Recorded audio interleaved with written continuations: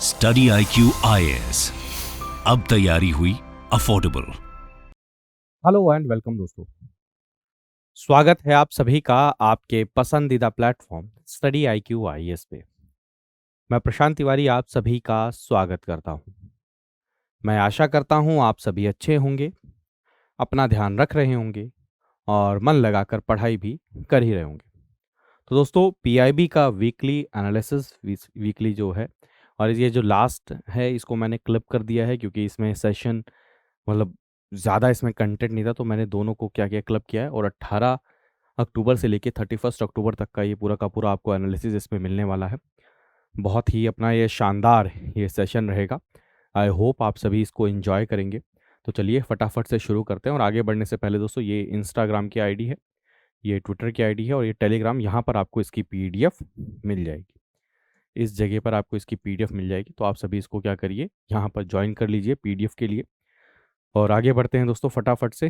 तो ये चीज़ आपके लिए है, GS का फाउंडेशन बैच। दोस्तों बहुत ही शानदार अपॉर्चुनिटी है आप सभी के लिए कि अगर आप अपनी UPSC की तैयारी को एक्स्ट्रा एज देना चाहते हैं तो ये बहुत ही बेहतरीन और शानदार कोर्स आपके लिए लॉन्च किया गया है स्टडी IQ के द्वारा, जिसके अंदर में प्रीलिम्स और मेंस का GS तो कवर किया ही जाएगा। मेंस की आंसर राइटिंग के अंदर में आपको हेल्प पहुंचाई जाएगी। आपको मेंस की रिवीजन टेस्ट कराए जाएंगे, प्रीलिम्स की टेस्ट सीरीज कराई जाएगी, CSAT कराया जाएगा, प्रीलिम्स से पहले क्रैश कोर्स कराया जाएगा रिवीजन के लिए। सब कुछ आपको मिलने वाला है। इवन दोस्तों मेंटोरशिप जो बहुत इंपॉर्टेंट रोल प्ले करती है किसी भी UPSC की प्रिपरेशन के दौरान में। तो जितना भी समय आपकी तैयारी रहेगी उतने समय तक इस कोर्स के दौरान आपको एक डेडिकेटेड मेंटोर मिलेंगे।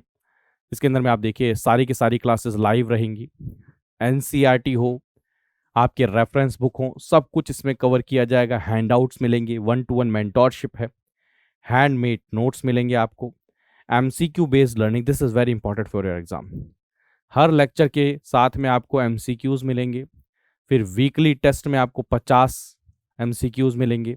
यानी कि आप खुद देखिए कि हर टेस्ट के साथ मतलब हर सब्जेक्ट के साथ में आपको 400 के आसपास में टेस्ट मिलेंगे।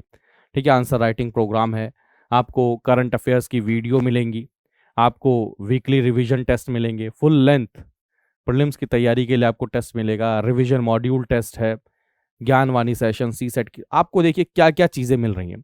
अगर आप इसकी कॉस्ट देखो दोस्तों तो स्टडी IQ आपको दे रहा है 18,999 रुपये में ये पूरा। और अगर आप बाहर कहीं जाएंगे सेम चीज़ों को आप क्या करिए, बाहर जाके कंपेयर करके देख लीजिए, ऑलमोस्ट 2.5 लाख रुपए की कॉस्ट पड़ेगी। तो आप खुद देखिए कितना डिफरेंस है। और क्वालिटी इतनी ज़बरदस्त, इतनी बेहतरीन क्वालिटी है। सारे के सारे बच्चे इसमें ऑलरेडी एनरोल हैं, आप भी एनरोल करिए। 14 नवंबर से इसकी क्लासेस शुरू हो जाएंगी, तो देर मत करिए। बस आपको कोड कौन सा यूज़ करना है, PRT लाइव कोड ही यूज़ करना है। आपको सिर्फ और सिर्फ यही कोड यूज़ करना है दोस्तों। तो चलिए सबसे पहली न्यूज़ देखते हैं। 90वां इंटरपोल जनरल असेंबली हुई है और ये काफ़ी ज़्यादा न्यूज़ में बनी भी रही क्योंकि हिंदू न्यूज़पेपर में आर्टिकल आए कि इंटरपोल क्या एक पुलिस एजेंसी है या फिर इंफॉर्मेशन शेयरिंग एजेंसी है। तो प्लीज़ याद रखिएगा, भारत के द्वारा 90th general assembly of Interpol को होस्ट किया गया। तो इंटरपोल के बारे में पढ़ लेते हैं। इंटरनेशनल क्रिमिनल पुलिस ऑर्गेनाइजेशन, जिसको हम इंटरपोल के नाम से जानते हैं, ये वर्ल्ड की largest international police organisation. Headquarter इसका कहाँ पर है, लियोन, फ्रांस के अंदर में। ये कई बार आपसे पूछा जाता है, कई बार आपसे पूछा जाता है। इवन इसके साथ में प्राइम मिनिस्टर मोदी जी जब यहाँ पर बोल रहे थे तो उन्होंने कहा कि नए नए जो थ्रेट हैं, जैसे टेररिज्म का थ्रेट है, साइबर सिक्योरिटी का थ्रेट है, ये सब चीज़ें भी हमें क्या करनी पड़ेगी, इसके एम्बिट में ढूंढना पड़ेगा। जहाँ पर 195 मेंबर कंट्रीज़ हैं, प्लीज़ याद रखिएगा। और जनरल असेंबली है, जनरल सेक्रेटेरिएट है, एग्जीक्यूटिव कमेटी है और नेशनल सेंट्रल ब्यूरोज है। इंटरपोल के बारे में याद रखिएगा, ठीक है। और जनरल असेंबली जो है इसकी सुप्रीम बॉडी है, गवर्निंग बॉडी जो डिसीजन लेती है सारी की सारी चीज़ें। और भारत में इसका क्या हुआ, सेशन हुआ। तो इस समय पर देखा जाए तो इसके इंटरपोल के प्रेसिडेंट कौन है, अहमद नासिर अल रयासी, यूनाइटेड अरब के हैं। ये प्लीज़ याद रखिएगा, कई बार क्वेश्चन पूछ लिया जाता है, ठीक है।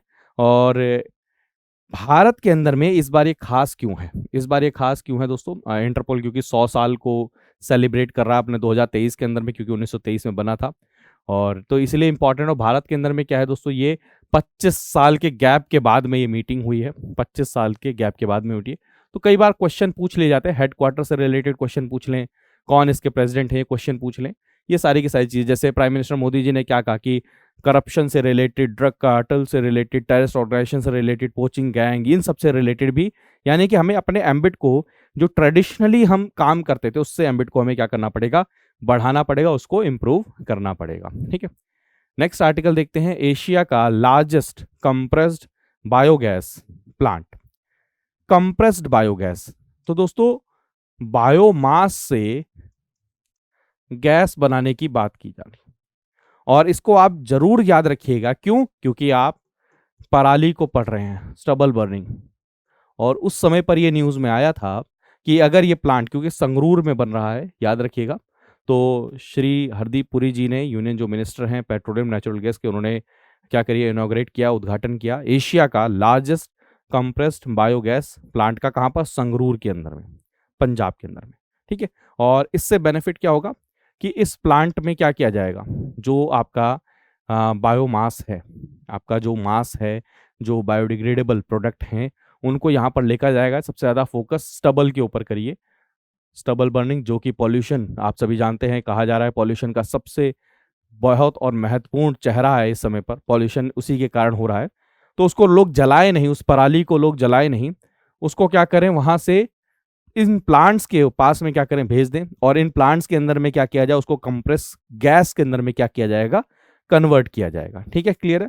तो प्लीज याद रखिएगा, ये आगे किसके अंदर में हेल्प करेगा, sustainable alternative towards affordable transportation, सतत स्कीम के अंदर में क्या करेगा, हेल्प करेगा। सतत स्कीम के बारे में पढ़ लीजिए, 2018 में गवर्नमेंट के द्वारा शुरू किया गया था, और इसके अंदर में किस लिए शुरू किया था कि कंप्रेस्ड बायोगैस का कैसे प्रोडक्शन हो वेस्ट और बायोमास सोर्सेस के द्वारा। ठीक है, क्लियर है? प्लीज याद रखिएगा, सतत किस लिए, कि जो बायोमास है हमारे पास में, जो वेस्ट है, उससे कैसे गैस का क्या हो, प्रोडक्शन हो, सतत ऑल्टरनेटिव की तरफ जाना है। तो आप खुद सोचिए, अगर हम जो पराली है उसका इस्तेमाल करने लग जाए इन प्लांट्स के अंदर में, तो पॉल्यूशन की एक बहुत बड़ी समस्या को, बहुत बड़ी प्रॉब्लम को, जो पराली बर्निंग हो रही है, जो जलाया जा रहा है, स्टबल बर्निंग, उसको हम क्या कर सकते हैं, रोक सकते हैं। ठीक है, क्लियर है? अब इसके कारण में क्या होगा, संगरूर प्लांट से हमारे जो स्टबल बर्निंग क्या होगी, कम होगी, जिसके कारण में हमारा जो कार्बन डाइऑक्साइड का जो एमिशन है वो कम होगा। ठीक है, ये चीज़ है। और इसके कारण में हम क्या करेंगे, अपना जो टारगेट है हमारा, कि हम कार्बन एमिशन को कम करना चाहते हैं 1 बिलियन टन फ्रॉम नवंबर 30, और 2070 में हम क्या करेंगे, नेट जीरो अचीव करना चाहते हैं, उसके अंदर में क्या करेगा, ये हेल्प करेगा। ठीक है, प्लीज इन चीजों को नोट करते रहिए। नेक्स्ट आर्टिकल है लाइफ स्टाइल फॉर एनवायरमेंट। ये काफी ज्यादा न्यूज के अंदर में है, नाम से ही आप समझ रहे होंगे कि लाइफ स्टाइल फॉर एनवायरमेंट। मैं सिंपल और सरल भाषा में समझाऊं तो आपका, मेरा, यानी कि ह्यूमन का, यानी कि पीपल का लाइफ स्टाइल कैसा होना चाहिए। तो ये प्रधानमंत्री मोदी जी ने ग्लासगो समिट के अंदर में, COP26 के अंदर में इसका जिक्र किया कि लाइफ मूवमेंट हमें चलाना चाहिए, यानी कि जो आपका लाइफ स्टाइल है वो एनवायरमेंट के प्रति होना चाहिए। फॉर एग्जाम्पल, अगर आप भी कुछ सामान लेने के लिए प्लास्टिक बैग की लेके जाते हो क्या, कैरी बैग, तो उसकी जगह क्या आप अपने लाइफस्टाइल में चेंज कर सकते हो कि वहां पर आप जूट का बना हुआ या कोई बायोडिग्रेडेबल प्रोजेक्ट का बना हुआ, प्रोडक्ट का बना हुआ कोई मटेरियल का आप सामान लेकर जाएं। तो ये चीजें हैं, यानी कि दोस्तों श्री नरेंद्र मोदी जी ने इसको क्या बोला था कि हमारा जो लाइफ स्टाइल होना चाहिए वो एनवायरमेंट के लिए होना चाहिए। तो इसको क्या बोला गया, लाइफ स्टाइल फॉर एनवायरमेंट। और ये अभी unity, statue of unity, Ekta Nagar Gujarat के अंदर में इसको सेलिब्रेट किया गया। यूएन के जो सेक्रेटरी हैं वो भी आए इसके अंदर में। ठीक है, एक ग्रेट इनिशिएटिव है सस्टेनेबल डेवलपमेंट की तरफ आगे जाने के लिए, और ये कब किया गया था, COP26 में। प्लीज याद रखिएगा, COP26 के अंदर में। और इसका मेन ऑब्जेक्टिव क्या है कि जो आपका लाइफ स्टाइल है वो प्रो प्लैनेट पीपल बनाने की बात की जा रही है, कि प्लैनेट को कैसे बचाया जाए, प्लैनेट को कैसे बचाया जाए। और इसको बचाने के अंदर में दोस्तों पीपल का बहुत इंपॉर्टेंट रोल होने वाला है, लोगों का बहुत इंपॉर्टेंट रोल रहने वाला है। तो लोगों को अपने लाइफस्टाइल में चेंजेस लाने पड़ेंगे। फॉर एग्जांपल, कि आप क्या पहन रहे हैं, आप क्या खा रहे हैं, आप कहाँ घूमने जा रहे हैं, आपकी क्या प्रैक्टिसेस हैं, आप मतलब जैसे आप किन मटेरियल्स को यूज कर रहे हैं, वो एनवायरनमेंट को बहुत ज्यादा क्या करते हैं, इम्पैक्ट करते हैं। तो आपके ह्यूमन बिहेवियर को चेंज करना, यानी कि एक तरीके से आप ये भी कह सकते हैं ये बिहेवियरल चेंजेस लाने के लिए, क्या आप किसी प्रोडक्ट को तुरंत यूज एंड थ्रो के लिए इस्तेमाल करते हैं, या उसको आप दोबारा से रिसाइकल कर सकते हैं, क्या उसको आप सेग्रीगेशन करके कहीं और रख सकते हैं। मैंने आपको कई बार बताया कि अलग अलग इनिशिएटिव कई सारे लोग लेते रहते हैं, तो लाइफ स्टाइल से रिलेटेड ये है। तो मैं आपको और नहीं कहूंगा, सिंपल सी बातें समझिएगा। प्राइम मिनिस्टर मोदी जी ने COP26 में इसका जिक्र किया, और लाइफ किससे रिलेटेड है कि आपका लाइफस्टाइल कैसा होना चाहिए एनवायरनमेंट को, जिससे क्या मिले, बेनिफिट मिले। ठीक है, क्लियर है। इंडिया के कई सारे एफर्ट हैं जिसके तहत में हम अपना एमिशन को कम करने की कोशिश कर रहे हैं, अपने कार्बन फुटप्रिंट को हम करने की कोशिश कर रहे हैं। कार्बन एमिशन को कैसे कम किया जाए उसके ऊपर फोकस कर रहे हैं। कार्बन एमिशन को कैसे कैसे कम कर रहे हैं, आप सभी जानते हैं। इलेक्ट्रिक व्हीकल ज़्यादा से ज़्यादा यूज़ करने की बात की जा रही है। इवन जो ट्रांसपोर्टेशन है उसके अंदर में भी कहा जा रहा है कि इलेक्ट्रिक व्हीकल का इस्तेमाल किया जाए, पब्लिक ट्रांसपोर्ट का इस्तेमाल किया जाए प्राइवेट व्हीकल की जगह। इवन आपको पता होगा एथेनॉल ब्लेंडिंग की बात की जा रही है, हाइड्रोजन, ग्रीन हाइड्रोजन जिससे जीरो एमिशन होता है उसकी बात की जा रही है। ठीक है, तो ये सारी की सारी चीजें हैं। रिन्यूएबल एनर्जी की बात की जा रही है, solar energy, wind energy, tidal energy, ये सारी की सारी चीजें ये इसीलिए किया जा रहा है कि हम एनवायरमेंट को कैसे कंजर्व करें, कैसे प्रिजर्व करें, उसके डायरेक्शन में हम क्या ले रहे हैं, इनिशिएटिव ले रहे हैं। नेक्स्ट आर्टिकल देखा जाए, स्पेशल कैंपेन। प्लीज याद रखिएगा, आपसे पूछा जाएगा स्पेशल कैंपेन, तो ये सिंपल सी बात समझिए, ये 2.0 है, यानी कि इससे पहले भी हो चुका है। तो जो गवर्नमेंट के ऑफिसेज हैं उनको साफ करना, वहां पर जो कबाड़ वगैरह पड़ा है उसको भी क्या करना, वहां से साफ करना। तो वेरियस मिनिस्ट्रीज और डिपार्टमेंट के द्वारा ये शुरू किया गया है। इसके अंदर में क्या है, all department of ministries government के जो हैं सबऑर्डिनेट ऑफिस, वहां पर क्या होगा, जहां पर भी मान के चलिए कि कोई गंदगी है, कोई ये चीज़ है जहां पर पब्लिक के साथ में इंटरफेरेंस होता है, वहां पर चीज़ होती है, वहां पर स्पेशल केयर दिया जाएगा। ठीक है, इसके साथ में क्या किया जाएगा, इस कैंपेन के अंदर में स्वच्छता को प्रमोट किया जाएगा, क्लीननेस को प्रमोट किया जाएगा, गुड गवर्नेंस को प्रमोट किया जाएगा, ईज ऑफ लिविंग को प्रमोट किया जाएगा। ठीक है, क्लीन वर्क स्पेस को बनाने की बात की जाएगी, timely disposal of public grievance किया जाएगा। ये सारी चीज़ें हैं इससे रिलेटेड है। ठीक है, ठीक है, क्लियर है। कैंपेन 2.0 प्लीज याद रखिएगा। स्पेशल क्या होगा, जो disposal of pending matters is undertaken by various ministries, और साथ में एक और चीज मैं आपको कह रहा हूँ, दोनों चीजें, एक तो फास्ट फॉरवर्ड काम करना और दूसरा सफाई, सफाई। ठीक है, क्लियर, क्लियर है, क्लीनलीनेस, ये सारी की सारी चीजें इससे रिलेटेड है। नेक्स्ट आर्टिकल है ब्लू बीचेस। डायरेक्ट क्वेश्चन आपसे पूछा जाएगा, डायरेक्ट क्वेश्चन पूछा जाएगा कि कौन से दो बीचेस को क्या मिला है, ब्लू फ्लैग सर्टिफिकेशन मिला है। तो प्लीज याद रखिएगा, थुंदी बीच और कदमत बीच, ये कहाँ पर, लक्षद्वीप मिनिकॉय, वहाँ के दोनों बीचेस को क्या मिला है, ये ब्लू फ्लैग सर्टिफिकेशन मिला है। और इसके मतलब क्या होता है कि सस्टेनेबल टूरिज्म की बात की जाती है, एनवायरमेंट फ्रेंडली टूरिज्म की बात की जाती है ब्लू फ्लैग इससे। ठीक है, क्लियर है। तो कौन कौन से, लक्षद्वीप के अंदर में थुंदी, मिनिकॉय और कदमत बीच, प्लीज याद रखिएगा। इंडिया की जो कमिटमेंट है, conserving the end protecting the pristine coastal ecosystem. अब आपको सोचिए कि जितना ज़्यादा टूरिज्म इंक्रीज होता है कोस्टल एरिया के अंदर में, उतना ज़्यादा चांसेस रहते हैं पॉल्यूशन के इंक्रीज होने के, उतना ज़्यादा कोस्टल जो हमारा एरिया है उसके ज़्यादा पॉल्यूशन के चांसेस रहेंगे, मरीन इकोसिस्टम को पॉल्यूट होने के चांसेस रहेंगे, डिस्टर्ब होने के चांसेस रहेंगे। ठीक है, तो अभी तक देखा जाए हमारे देश के अंदर में 12 ऐसे बीचेस हैं जिनको ब्लू फ्लैग सर्टिफिकेशन मिल चुका है। तो ब्लू फ्लैग सर्टिफिकेशन किसके द्वारा मिलता है, प्लीज याद रखिएगा, ये फाउंडेशन फॉर एनवायरमेंटल एजुकेशन के द्वारा दिया जाता है।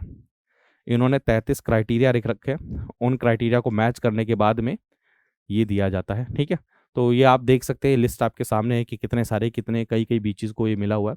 तो FEE foundation for environmental education 1981 में इस्टेब्लिश हुआ। ठीक है, और ये क्या करता है, रिकॉग्नाइज करता है eco label blue flag certification भी देता है, ग्लोबली रिकॉग्नाइज करता है। ये स्ट्रिक्ट मेजर्स लिए जाते हैं, environmental measures, educational measures, safety related measures, जहाँ पर ये कहता है सस्टेनेबल टूरिज्म की तरफ हम आगे बढ़ें। देखिए, बीच पर हम क्या है, टूरिज्म जा रहे हैं, तो वहाँ पर एनवायरमेंटल एजुकेशन पहुँचाना, एनवायरमेंटल स्ट्रिक्ट मेजर्स लेना, जैसे फॉर एग्जाम्पल अगर आप वहाँ पर ये कहें कि यहाँ पर अब प्लास्टिक यूज़ नहीं होगा, जो भी चीज़ें होंगी बायोडिग्रेडेबल होंगी चीज़ें। ठीक है, तो ये क्या है, आप सस्टेनेबल और एनवायरमेंट फ्रेंडली टूरिज्म को क्या कर रहे हो, बढ़ा रहे हो, तो उसके कारण में क्या करते हैं, ब्लू फ्लैग देते हैं, जिसके कारण में क्या है, ये कहा जाता है कि हाँ ये वाला एरिया जो है ये बहुत अच्छा काम कर रहा है, और ये क्या है, इको फ्रेंडली है, क्या है, एनवायरमेंट फ्रेंडली है। ठीक है, क्लियर है। नेक्स्ट आर्टिकल है WHO ग्लोबल TB रिपोर्ट। तो याद रखिएगा, आपसे डायरेक्ट क्वेश्चन पूछा जाएगा, ग्लोबल टीबी रिपोर्ट किसके द्वारा रिलीज की गई है? WHO के द्वारा रिलीज की गई है। अगर इस रिपोर्ट का क्रक्स मैं आपको बताऊं तो इस रिपोर्ट के अंदर में ये कहा गया है कि इसके जो इंसिडेंसेस हैं टीबी के वो भारत में बढ़ रहे हैं। भारत में टीबी के पेशेंट्स बढ़ रहे हैं और वहाँ पर हमें और ज़्यादा क्या करने की ज़रूरत है, काम करने की ज़रूरत है। और इसने ये भी कहा है कि कोविड-19 ने बहुत ज़्यादा इम्पैक्ट किया है टीबी पेशेंट्स को। देखिए, सबसे बड़ी बात समझिएगा, जो टीबी के पेशेंट्स होते हैं, उनको दवाइयों की तो ज़रूरत होती ही होती है, साथ में न्यूट्रिशनल केयर्स की भी क्या होती है? ज़रूरत होती है ना? आप सभी को पता है न्यूट्रिशन की केयर की भी ज़रूरत होती है। अब क्या हुआ, कोविड-19 ने इसके ऊपर बहुत बड़ा क्या किया है? इम्पैक्ट किया और बर्डन जो है टीबी का अक्रॉस द वर्ल्ड उसको क्या किया है? इंक्रीज कर दिया है। क्या किया है? इंक्रीज कर दिया है। अब इसी के साथ में अगर आप कनेक्ट करने की कोशिश करें तो अभी टीबी मुक्त अभियान मैं आपको बता दूं, सस्टेनेबल डेवलपमेंट गोल के तहत में एंड इवन आप सभी को पता होगा यूएन का टारगेट है कितना कि 2030 तक क्या करना है अपने को? टीबी को एलिमिनेट करना है। क्या करना है? 2030 तक टीबी को एलिमिनेट करना है। लेकिन हमारी सरकार ने क्या किया? ये टारगेट लिया है। क्या लिया है? ये टारगेट लिया है कि टीबी मुक्त अभियान, यानी कि हमने कहा है कि हम 2025 तक भारत से टीबी की जो बीमारी है, टीबी से क्या जो परेशानियां हो रही हैं उसको क्या करेंगे? फ्री कर देंगे लोगों को। अब देखिए, एक और चीज़ हमें समझ में आई कि हमारे पास में रिसोर्सेज क्या है? कम है। अब जब रिसोर्सेज कम है तो हमें क्या करना पड़ेगा? और ज़्यादा लोगों का पार्टिसिपेशन चाहिए होगा। इसीलिए हमने क्या किया? हमने क्या शुरू किया? प्रधानमंत्री टीबी मुक्त भारत अभियान। ठीक है, इसके तहत में हमने 2022 में ही लॉन्च किया गया है। इसके तहत में हमने कहा कि 2025 तक हम क्या करेंगे?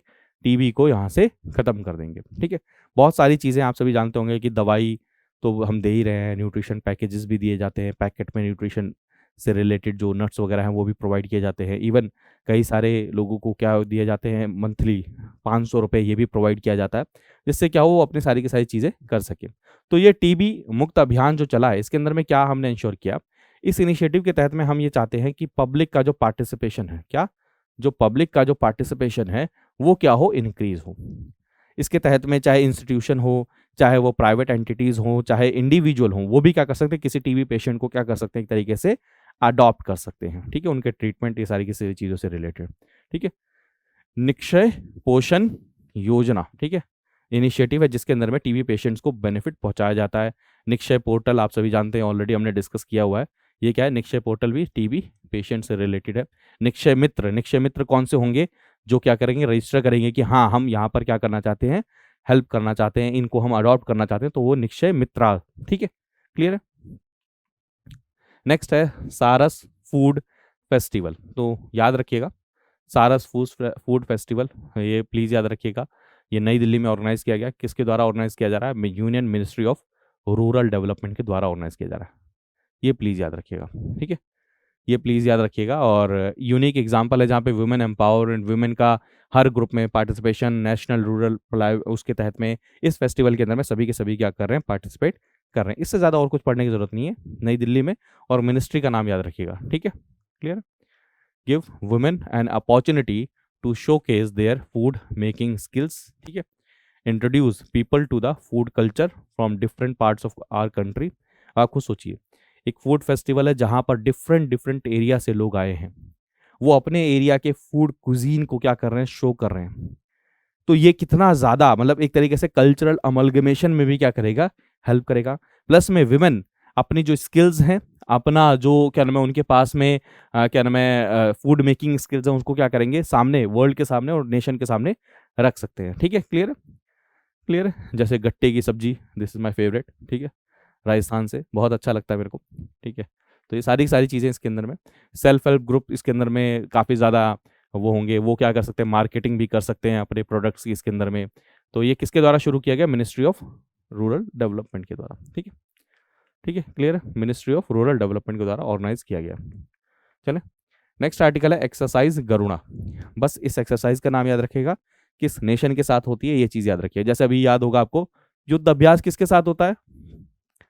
यूएसए के साथ। ठीक है, तो धर्मा गार्जियन, ये आपका होमवर्क है। धर्मा गार्जियन जापान के साथ होता है कि चाइना के साथ होता है? अच्छा, hand in hand and Dharma guardian, दोनों में से कौन चाइना के साथ होता है, कौन जापान के साथ होता है। ऐसी मालाबार एक्सरसाइज आपको पता है, क्वाड की चारों कंट्रीज उसमें भाग लेती हैं। कौन सी मालाबार एक्सरसाइज? ये सब न्यूज़ में है इसलिए कराए दे रहा हूँ। मालाबार एक्सरसाइज में इंडिया, यूएस, जापान, ऑस्ट्रेलिया ये सभी के सभी भाग लेते हैं। ऐसी एक एक्सरसाइज हुई है अभी रिसेंटली दोस्तों, वोस्तोक। तो वोस्तोक क्या है? मल्टीनेशनल एक्सरसाइज है जो रशिया कंडक्ट कराता है। इसमें भारत ने क्या किया है? भाग लिया है। ऐसी ही एक्सरसाइज हुई है दोस्तों, पिच ब्लैक। क्या? पिच ब्लैक पढ़ाया था मैंने। ये कहां पर हुई है? हाँ, ऑस्ट्रेलिया के द्वारा कराई गई है मल्टीनेशनल एक्सरसाइज। ठीक है। नोमैडिक एलिफेंट किसके द्वारा होती है? ये एक्सरसाइजेज प्लीज याद रखिएगा। ठीक है। और अगर आपको ऐसा लगे तो आप क्या कर सकते हैं, 10 तारीख वाला हिंदू न्यूज़पेपर का एनालिसिस देखिएगा, 10 नवंबर वाला। उसके अंदर मैंने बहुत सारे डिटेल में बहुत सारी लिस्ट करा रखी है, उनको भी आप कर सकते हैं। ठीक है। तो प्लीज याद रखिएगा, गरुड़ा। क्या? गरुड़ा किसके बीच में होती है? फ्रेंच एयरफोर्स और इंडियन एयरफोर्स के बीच में। बस याद रखिएगा, ये याद रखिएगा। अगली एक्सरसाइज है सिम्बैक्स। सिम्बैक्स बताइए किसके बीच में होगा? तो प्लीज याद रखिएगा, ये क्या है? सिंगापुर और इंडिया। प्लीज याद रखिएगा, सिम्बैक्स। सिम्बैक्स। एक्स से क्या हो गया? एक्सरसाइज। बी से बायोलेटरल, और ये हो गया सिंगापुर और इंडिया मैरी टाइम। ठीक है। ठीक है, प्लीज याद रखिएगा। ठीक है। और ये कब शुरू हुई थी? ये आपसे बहुत इंपॉर्टेंट, 1994 में शुरू हुई थी। और पहले इनको ये कहा जाता था एक्सरसाइज लायन किंग कहा जाता था, बाद में इसको सिम्बैक्स के नाम से जाना लग गया। ठीक है, क्लियर है? क्लियर है? ठीक है, क्लियर है। प्लीज ये चीजें इंपॉर्टेंट है। नेक्स्ट आर्टिकल अगर देखें, मियावाकी मेज गार्डन एंड मियावाकी फॉरेस्ट।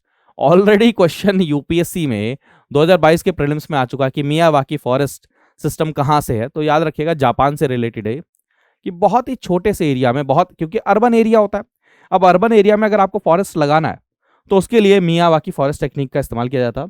और ये मेज गार्डन ये कहाँ पर लगाया गया, ये आपको पता होना चाहिए। अभी मैंने एकता नगर का जिक्र किया था ना, स्टैच्यू ऑफ यूनिटी, जहां पर, कहां पर? गुजरात के अंदर में। ठीक है। पटेल जी की जो मूर्ति लगी हुई है वहां पर, है ना। तो वहां पर क्या किया गया? वहां पर ये मेज गार्डन एंड मियावाकी फॉरेस्ट, ये दोनों चीजें वहां पर की गई हैं। अच्छा, ये इंपॉर्टेंट क्यों है? क्योंकि ये पहले ये जिस जगह पे बनाया गया है वो वेस्ट डंप करने का एक साइट थी, उसको कन्वर्ट किया गया इसके अंदर में, तो ये इसलिए इंपॉर्टेंट है। तो मेज गार्डन क्या है? 3 एकड़ में बना है and largest such garden in the country. ठीक है। It has been design in the shape of yantra. यंत्र की शेप में डिजाइन किया गया है। आप देखिए इसको। ठीक है। इसलिए डिजाइन किया गया है क्योंकि कहा जाता है यंत्र से पॉजिटिविटी आती है। ठीक है। मेज garden has pathway of 2.1 kilometre. ठीक है, क्लियर है? तो ये बहुत इंपॉर्टेंट है। और मियावाकी फॉरेस्ट याद रखिएगा, ये आपका डेवलप किया गया, ये जापानीज जो बोटेनिस्ट थे अकीरा मियावाकी, उनके द्वारा इसको खोजा गया था, उनके द्वारा डेवलप किया गया था।